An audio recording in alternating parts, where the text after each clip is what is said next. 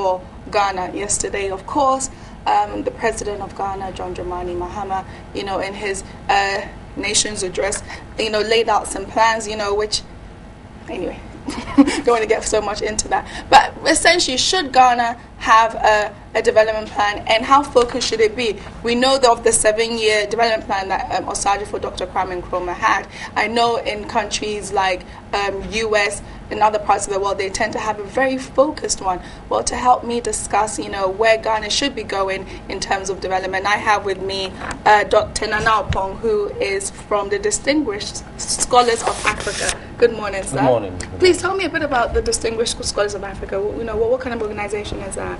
Well, it's an organization of prominent academics, intellectuals, and people who love Ghana and Africa.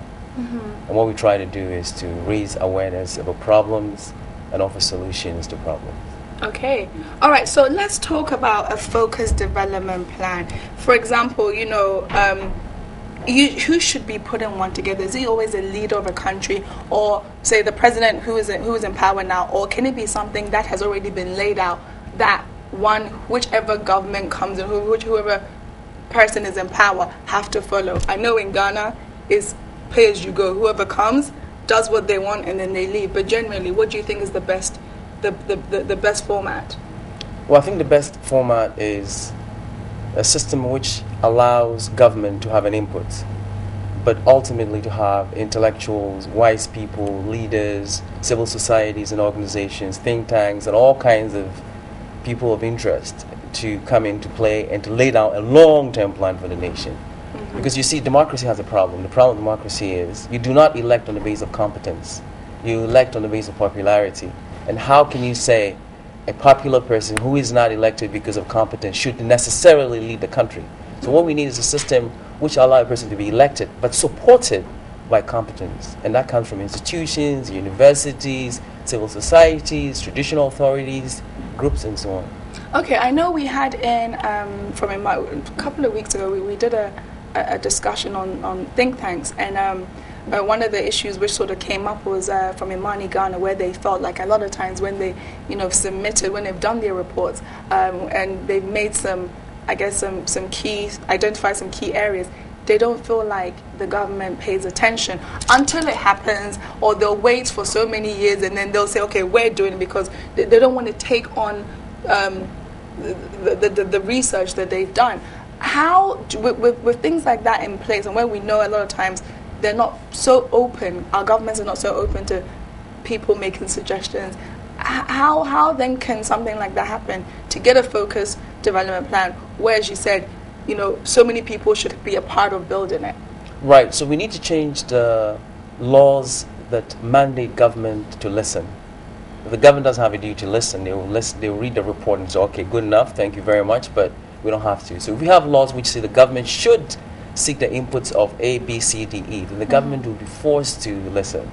So we have to look at that. But also, people in government have to be educated, sensitized, so they understand what people are trying to do from civil societies and think tanks and so on to help them better manage the country.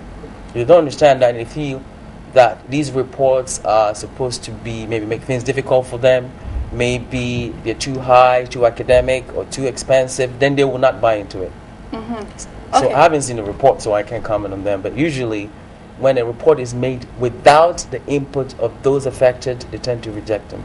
Okay. I know, for example, in the state of Texas in the United States of America, that they have in place a 300-year development plan for their oil. Wow. Alone. That's just for that particular sector. So it doesn't matter who is the governor of that state. They usually have to pretty much stick within that 300-year development plan. So they have a focus. So you just can't come in as governor and decide to do whatever you want. Even if you have to do so, you have to make sure you take it to the necessary, legal challenges in order for it to be implemented. Obviously also based, I think, is adjustable, if something drastic happens. Now with that, something like that where, where everybody looks, Texas is a good example of where oil is very successful so far. That's just even one state, and how the United States has utilized it. Looking at Ghana, for example, do you ever envisage something like that being possible? Not just in oil, but maybe laying down a plan for even 20 years that governments should follow without deviating from it so much so? Well, yeah, I think it's possible. But what you're saying reminds me of something that I know, which is that the United States has discovered the death of man and the birth of systems. You see, that country is being run by systems, institutions, laws, order, and so on. And that enables the 300-year plan, a 1,000-year plan to work. What we need is a country that understands that we can no longer depend on individuals and popularity and so on and so forth to run the country. Once we have institutions of intelligence, institutions that matter to Ghana, that care for Ghana, those institutions, then the people in those institutions can sit down and have a long-term plan, not just for oil or cocoa, but for economy, education, culture, and so on and so forth. Right now we have a uncoordinated country where the government in power is trying its best, but it is handicapped by lack of, I would say, supporting communities and resources. How much can the government do? How many people are in government? What do they know? Are they more intelligent than the people who are not in government? If they're not, who is helping them? You see, the country can only be run when every intelligent person is loyal to the country, is contributing to the country, is supporting of the country. But if we have intelligent people looking after their own selfish interests, not supporting the country, not supporting the government, and how do you think the government will be able to run the country? How many are there? They're not even up to 1 million in government.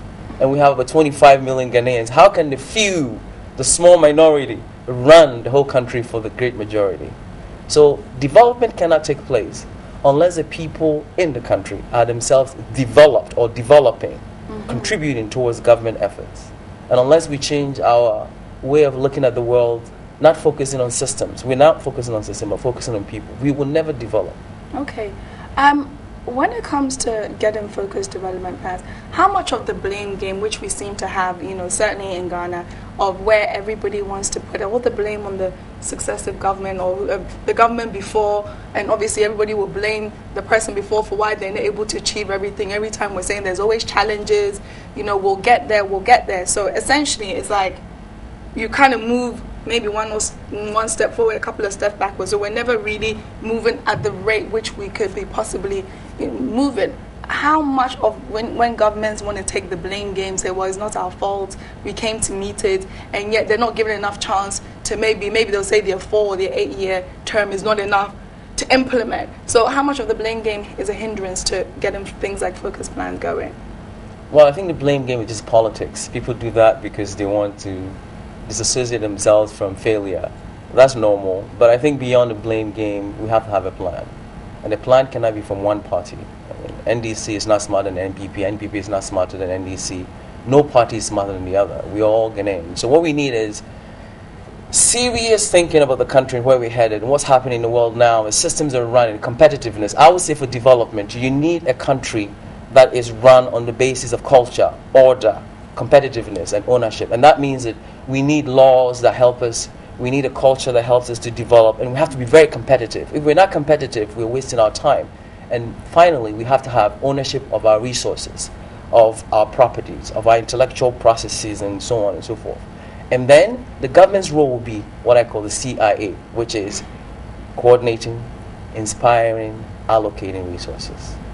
Okay, and essentially, how would that work in your dream scope? Right, so what we need to do is have a series of meetings and discussions and roundtables where we say, what is happening in the world? How do we create those systems and institutions that will enable us to be competitive? What are the hindrances? We have to check our strengths, our weaknesses, our opportunities and threats. And then from these discussions, we decide we need 5 institutions, 20 institutions, we need this, we need that, and put them together. What's happening now is the government is always fighting fires. They don't have time to sit down and plan. Not even a 20-year plan. You're talking about a 300-year plan. And we sit down and blame the government. But as I said to you, they are incapable, and I repeat, the government is incapable of solving the problems unless the people of Ghana are sufficiently smart to support the government. Okay.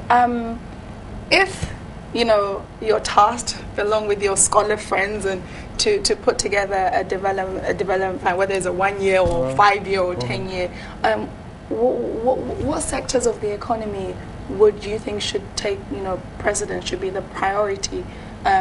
Maybe top 5. Very good question. Top 5. Education, very, very important. Free SHS? I'm just joking. Why don't it should be free? I'm just joking. I'm feeling like the president. I want to do some. I see. It's a good feeling. But I think what we should do is look at education. It's very, very important. And then we have to look at our industries, economy. It's very, very important. And then thirdly, health sector. And then our immigration rules and things.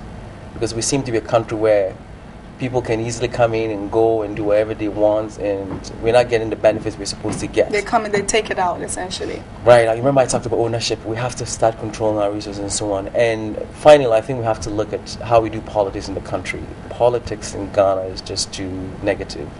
We can make it more positive, more inclusive, and take it from there. Okay, thank you for that. And I hope our leaders are listening so they can call on the distinguished scholars of Africa. And not only do we provide solutions, we are interested in recognizing scholarship excellence in Ghana and Africa. Okay, brilliant. Thank you very much. All right, so that is Dr. Nana Opong from the Distinguished Scholars of Africa.